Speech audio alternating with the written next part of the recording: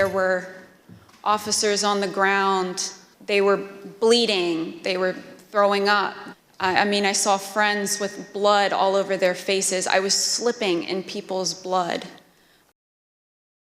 As I was swarmed by a violent mob, they ripped off my badge. They grabbed and stripped me of my radio. They seized ammunition that was secured to my body. They began to beat me with their fists and with what felt like hard metal objects. The key thing to do is to claim victory. No, we won. Fuck you. Sorry, over. We won. Yeah. You're wrong. Fuck you. Right out of the box on election night, the president claimed that there was major fraud underway. I mean, this happened, as far as I could tell, before there was actually any potential of looking at evidence. I didn't think what was happening was necessarily honest or professional at that point in time. So that led to me stepping away. Generally discussed on that topic was whether the fraud, maladministration, abuse, or irregularities, if aggregated and read most favorably to the campaign, would that be outcome determinative? And I think everyone's assessment in the room, at least amongst the staff, Mark Short, myself, and Greg Jacob, was that it was not sufficient to be outcome determinative. I told him that I did believe, yes, that once those legal processes were run, if fraud had not been established, that had affected the outcome of the election, then unfortunately, I believed that what had to be done was concede the outcome. What were the chances of President Trump winning the election? After that point? Yes. None. So what are we going to do here, folks? I only need 11,000 votes. Fellas, I need 11,000 votes. Give me a break. The numbers are the numbers. The numbers don't lie. We had many allegations, and we investigated every single one of them. Did one of them make a comment that they didn't have evidence, but they had a lot of theories? That was Mr. Giuliani. And what exactly did he say, and how'd that come up? My recollection, he said, we've got lots of theories, we just don't have the evidence. You're asking me to do something that's never been done in history, the history of the United States, and I'm going to put my state through that without sufficient proof? It's a tape earlier in the day of Ruby Freeman and Shaye Freeman Moss and one other gentleman, quite obviously, surreptitiously passing around USB ports as if they're vials of heroin or cocaine. In one of the videos we just watched, Mr. Giuliani accused you and your mother of passing some sort of USB drive to each other. What was your mom actually handing you on that video? A ginger mint. Do you know how it feels to have the President of the United States to target you? The President of the United States is supposed to represent every American, not to target one. I made it clear I did not agree with the idea of saying the election was stolen and putting out this stuff, which I told the president was bullshit. He wanted to talk about that he thought the election had been stolen or was corrupt, and that there was widespread fraud. And I had told him that our reviews had not shown that to be the case. And I said something to the effect of, sir, we've done dozens of investigations, hundreds of interviews. The major allegations are not supported by the evidence developed. Well, my first thought was, this is a terrible idea. Jeff Clark cannot be installed as acting Attorney General of the United States.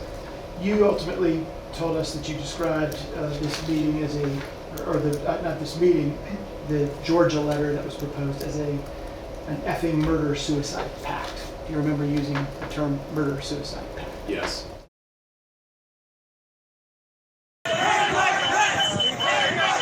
Was it your impression that the vice president had directly conveyed his position on these issues to the president, not just to the world through a dear colleague letter, but directly to President Trump? Many times.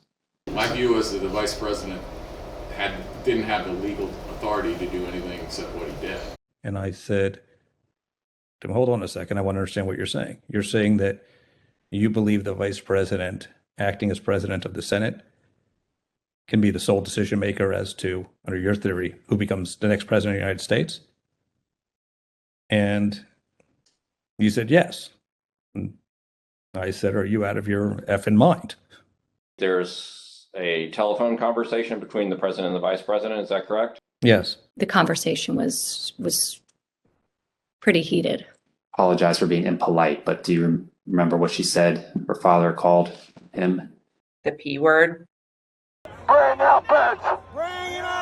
It was clear that it was escalating and escalating quickly. So then when that tweet, the Mike Pence tweet, was sent out, I remember us saying that that was the last thing that needed to be tweeted at that moment. It felt like he was pouring gasoline on the fire by tweeting that. They've gained access to the second floor, and I've got public about 5 feet from me down here below. Okay, copy. They are on the second floor, moving in now. We may want to consider getting out and leaving now. Copy. The members of the VPT tel at this time were starting to fear for their own lives. There was a lot of yelling, a lot of very personal calls over the radio. So it was disturbing. I don't like talking about it, but there were calls to say goodbye to family members, so on and so forth. Approximately 40 feet. That's all there was.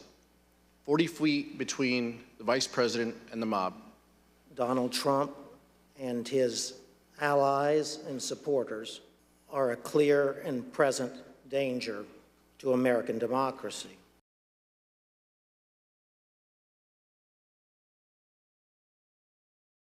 We got derogatory information from OSINT suggesting that some very, very violent individuals were organizing to come to D.C. As Mr. Giuliani and I were walking to his vehicles that evening, he looked at me and said something to the effect of, "Cass, are you excited for the 6th? It's going to be a great day." I remember looking at him and saying, "Rudy, could you explain what's happening on the 6th?" He had responded something to the effect of, "We're going to the Capitol. It's going to be great. The president's going to be there. He's going to look powerful." He personally asked for us to come to D.C. that day. And I thought, for everything he's done for us, if this is the only thing he's going to ask of me, I'll do it. Well, basically, the president, got everybody riled up, told everybody to head on down. So we basically were just following what he said.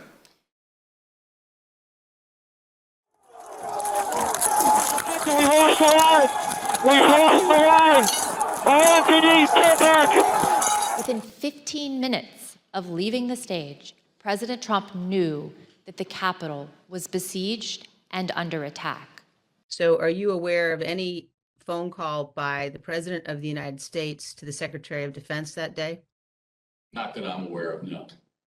Are you aware of any phone call by the President of the United States to the Attorney General of the United States that day? No. Are you aware of any phone call by the President of the United States to the Secretary of Homeland Security that day? I'm not aware of that, no. Did you ever hear the president No. ask for the National No. Guard? Did you ever hear the president ask for law enforcement response? No. You got an assault going on the Capitol of the United States of America. And there's nothing. No call, nothing, zero. I remember Pat saying something to the effect of, "Mark, we need to do something more. They're literally calling for the vice president to be effing hung." And Mark had responded something to the effect of, "You heard him, Pat. He thinks Mike deserves it. He doesn't think they're doing anything wrong." Who on the staff did not want people to leave the Capitol? On the staff? In the White House. I can't think of anybody, on that day who didn't want people to get out of the Capitol once particularly once the violence started. No. I mean,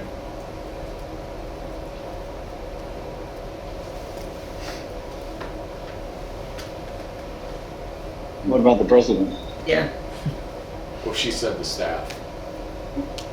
So I answered. No, I said in the White House. Oh, I'm sorry. I apologize. I thought you said who else on the staff.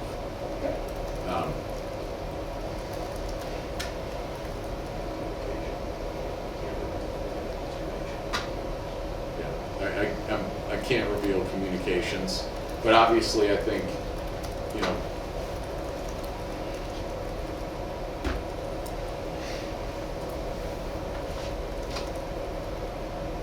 yeah. I said, good, John. Now I'm going to give you the best free legal advice you're ever getting in your life. Get a great effing criminal defense lawyer. You're going to need it. General Flynn, do you believe in the peaceful transition of power in the United States of America? The fifth.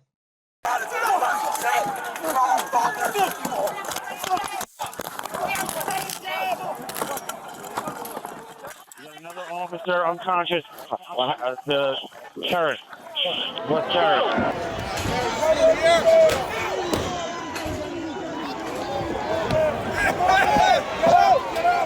I don't want to say the election's over. I just want to say Congress has certified the results without saying the election's over, okay?